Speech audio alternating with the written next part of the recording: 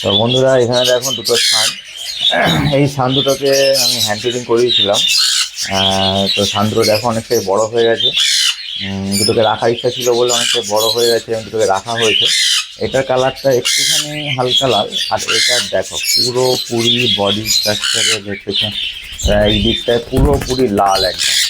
ঠিক আছে, কিন্তু এরা এখনো হ্যান্ড ফিটিং নিচ্ছে। প্লাস এই বড় কেসটা ককটেলের সঙ্গে রেখেছি।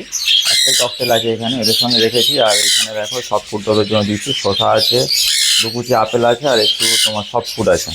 ঠিক আছে, এটাকে এখন এদেরকে দেবো যাতে ওরা এখন মোটামুটি খাওয়াটা শুরু করতে পারে, মানে সেলফ ফিডিংয়ে আসতে পারে, নিজেরা খেতে পারে। হ্যান্ড ফিডিংয়ে সাপোর্টিং আছে এখনও, কিন্তু যাতে ঠিকঠাকভাবে খেতে পারে সেই কারণে কিন্তু এই ককটেলের সঙ্গে বড় কেজে রাখা আছে।